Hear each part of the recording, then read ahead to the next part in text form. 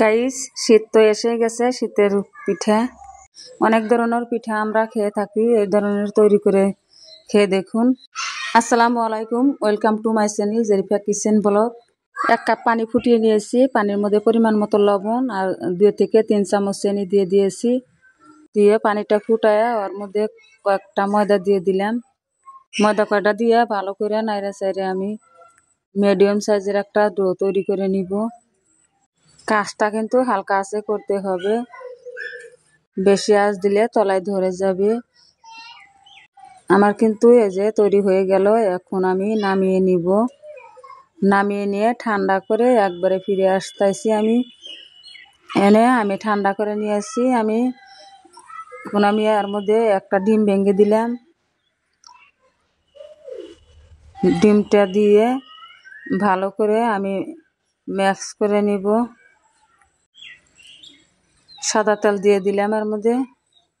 সাদা তেলটা ডিমটা দিয়ে একসাথে ভালো করে মাখায়া নিব। ভালো করে হাত দিয়ে চটকে চটকে মাখায়া নিব।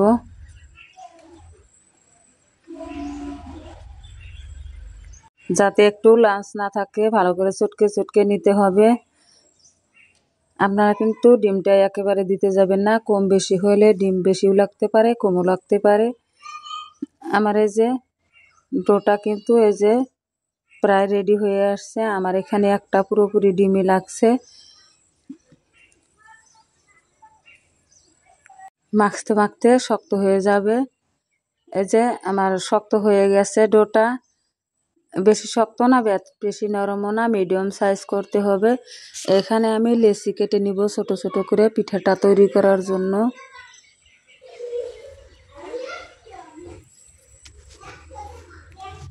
লেচিগুলো বার করে একবারে আমি এই যে শেপ দিয়ে নিয়ে আসছি, গোল শেপ দিয়ে দিয়েছি। এখন এখানে আমি একটা লেচি নিয়ে নিলাম। নিয়ে আমি এই যে হাত দিয়ে চেপে চেপে আর একটু বড় করে নিব, পাতলা করে নিব। আমি লেচিটা পাতলা করে নিয়ে আমি পিঠাটার শেপ দিয়ে দিব। আপনারা যে কোনো শেপে করতে পারেন। আমার যে শেপ পছন্দ হলো ওই শেপে করে নিব। আমি মাঝখান দিয়ে ফুটা করে দিব কয়েকটা। আমি দিয়ে এই যে হয়ে গেল। এখানে আমি এখন সাইড দিয়ে একটা এভাবে করে দেখে বুঝতে পারছেন, মাঝখান দিয়ে দিয়ে আমি স্টিক কাঠি দিয়ে আমি এভাবে করে নিতেছি। খুবই সহজ, খুবই কম সময়ে হয়ে যাবে। খেতেও অনেকটা টেস্ট হয় পিঠাটা। আমার কিন্তু এই যে একটা পিঠা তৈরি হয়ে গেল। একেবারে সহজ। একটু ডিজাইন করে দিব আমি এখানে মাঝখান দিয়ে। এই যে আর একটা তৈরি করে আপনাদেরকে দেখাইতেছি। অন্য ডিজাইনের তৈরি করে নিব আমি। চ্যাপটা করে দিলাম, লম্বালম্বি করে চ্যাপটা করে দিলাম।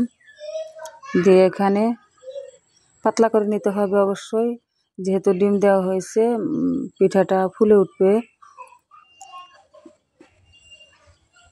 দেখে বুঝতে পারছেন কিভাবে করতেছি আমি। 2 সাইডে এভাবে করে হালকা করে চাপ দিয়ে দাগ দিয়ে নিব।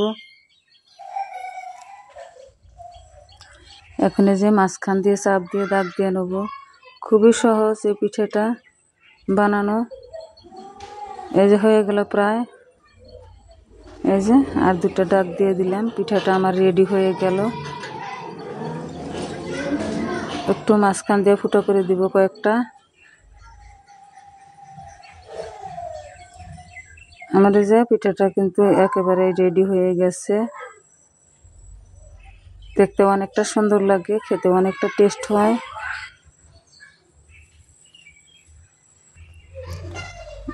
এই যে আমার সবগুলা পিঠাই তৈরি করা হয়েছে। এক ডিজাইনের করে তৈরি করে নিয়েছি আমি। এখন আমি ভেজে নিব। আর চুলায় দুধ গরম হতে দিয়েছি। দুধের মধ্যে আমি চিনি দিয়ে দিলাম পরিমাণ মতো। দিয়ে দুধটা জাল করে নিব আমি। এক সাইডে 1 চিমটি লবণ দিয়ে দিলাম। আপনারা যারা লবণ খেতে পছন্দ করেন না, মিষ্টি খাবারে, না দিলেও দিতে পারেন। এখানে আমি দুধটা জাল করে নিয়েছি এক সাইডে, আর এক সাইডে আমি তেলটা গরম হতে দিয়েছিলাম। তেলটা গরম হয়ে গেছে, এখন আমি পিঠাগুলা দিয়ে দিব। হালকা গরম করতে হবে, নইলে পিঠাগুলা পুড়ে যাওয়ার সম্ভাবনা থাকতে পারে, ভিতরটা কাঁচা থাকবে। এই যে হালকা গরম করে নিয়েছিলাম, এখন এই যে এক পিঠ হালকা হয়ে আসছে, আমি উল্টে দিব।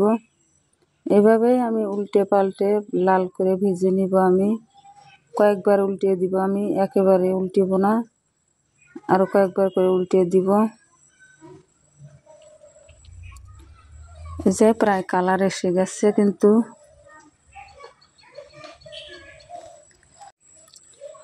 আরো একবার উল্টিয়ে দিব আমি।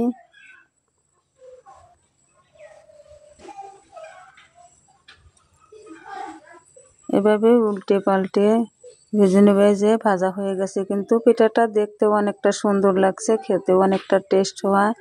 এখন আমি এই পিঠাটা তেলটা ঝরিয়ে নামিয়ে নেব। নামিয়ে একেবারে দুধের মধ্যে দিয়ে দিব, আমি গরম দুধের মধ্যে দিয়ে দিব। এই যে একেবারে দিয়ে দিব। সবগুলো পিঠাই এভাবে আমি তৈরি করে নিব। হয়ে গেছে পিঠাগুলা, ভিজিয়ে আমি কয়েক মিনিট রেখে দিয়েছিলাম। এখন আমি তুলে নিব থালার মধ্যে, সবগুলো পিঠাই তুলে নিব।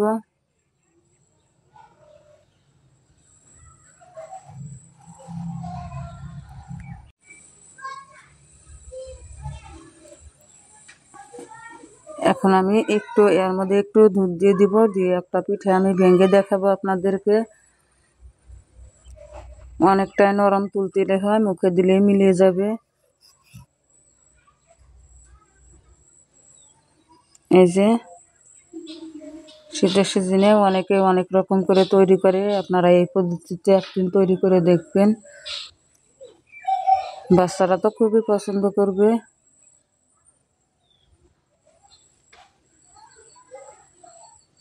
বন্ধুরা, যারা এতক্ষণ পর্যন্ত ভিডিওর সঙ্গে আছো, তাদেরকে অসংখ্য ধন্যবাদ, অনেক অনেক ভালোবাসা।